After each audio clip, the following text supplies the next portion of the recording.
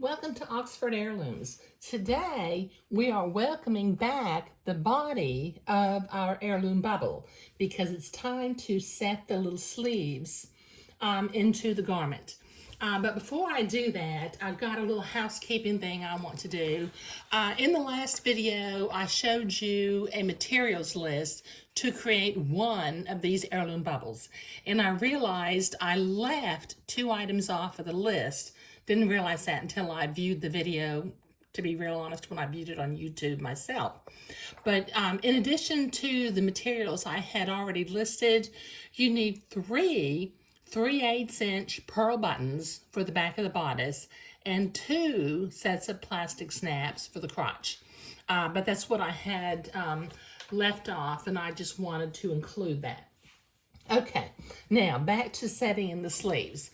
I've got my bodice and body piece back over here. It's been hanging on the hanger for a while. Now, the first thing I'm going to do is I'm going to turn my bodice and body piece inside out because I'm going to be attaching the sleeves on either side of the garment. Now, I've got my little puff sleeves and I have ironed my side seams toward the back of the sleeves. Now, if you recall, we had to make mirror image sleeves, and in order to help myself stay organized, I always actually write the word back, on the pattern piece. Now, the sleeves, when you orient to the side seam of the bodice, the back of the bodice is on the left side and the front of the bodice is on the right side for this sleeve. So I've got to find the sleeve, which of the little 2 puff sleeves have the word back. Okay, there it is.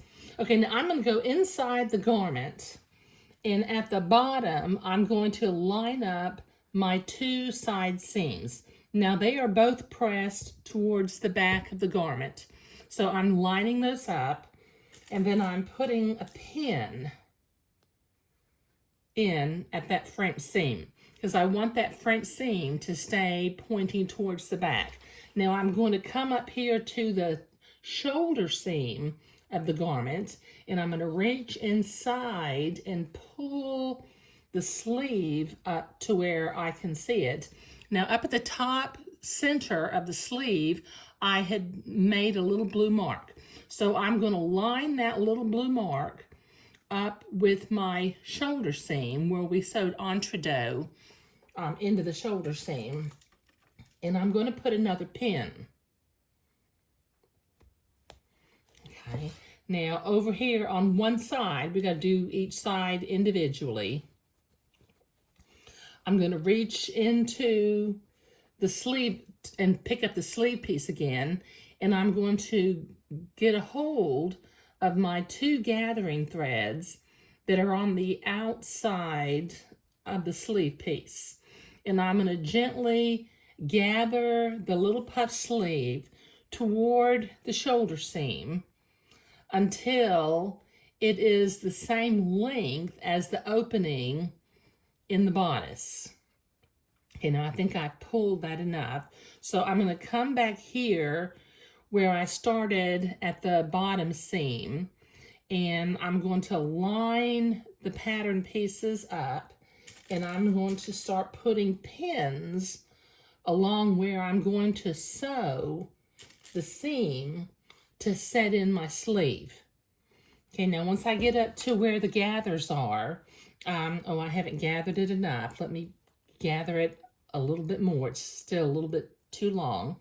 Now you can see the gathered part is a little bit smaller than the sleeve part. So I'm going to pull that open, and then I'm going to reach in and sliding the gathers along the gathering thread. I'm going to make sure that those little gathers are evenly spaced along the gathering threads. Okay, and then I'll put another couple of pins in here. Okay, now I need to do the same thing to the other side on the front of the bodice. I'm going to reach in, find my 2 gathering threads that are on the outside of the sleeve, and I'm going to pull the gathering threads until the fabric of the sleeve piece starts to puff up towards the top seam. Okay, now I'm going to come back down here towards the bottom seam, the side seam of the bodice, and I'm going to start putting some pins in.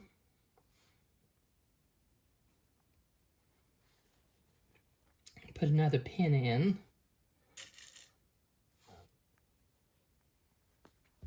Okay, now once again, the sleeve part is a little bit smaller than the opening of the bodice, so I'm going to pull the gathers kind of back out, and I'm going to move the gathers along the gathering thread until they are evenly spaced, and put in another couple of pins.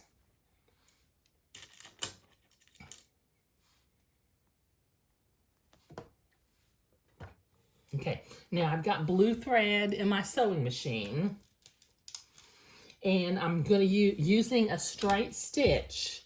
I'm going to be stitching from the inside of the sleeve using the seam allowance that the pattern calls for. Now, I think you can set sleeves in with French sleeves, but I don't do that. I tend to use a straight seam, and then I will come back through and zigzag the edge. Okay, so I'm going to start sewing the sleeve in. Now, as you notice, I'm sewing on the side that has the sleeve pattern piece. And I just sew carefully, kind of go slowly because I want the fabric to stay smooth. And then when I get to that French seam on the side of the garment, I want to make sure that it stays folded down, pointing towards the back of the garment. I'm taking my pins out as I come to them.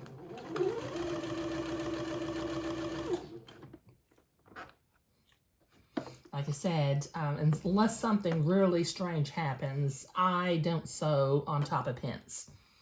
Okay? It's a good way to break needles, and it's also a good way to mess up your bobbin housing on your sewing machine. I've done both of those things in the past.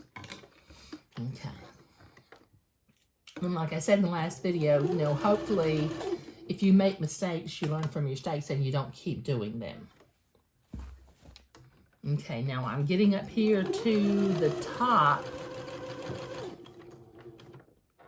where the top seam, the shoulder seam is, and I just keep sewing along the edge of the sleeve. I'm going to pull my gathering threads out of the way.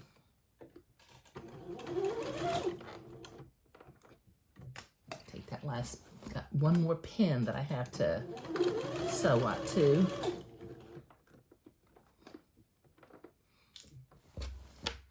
And then when I get to where I started, I sew for about another 1/2 inch just to set it in. And then I can start clipping my threads, and I'll clip the gathering threads a little bit shorter too on the inside of the garment. Okay, now what I'm going to do next, I want to finish this seam off with a zigzag. So I'm going to set my machine to a zigzag stitch, and it's set to a wide zigzag stitch. So I'm going to come inside of the garment one more time, sewing on the side where the sleeve piece is, and I'm simply going to zigzag the edge of that seam. And I guess that kind of mimics what a serger looks like, but as I mentioned in one other video, my sister gave me a serger, but I've never used it. I just make French seams and I zigzag my seams. Just my habit.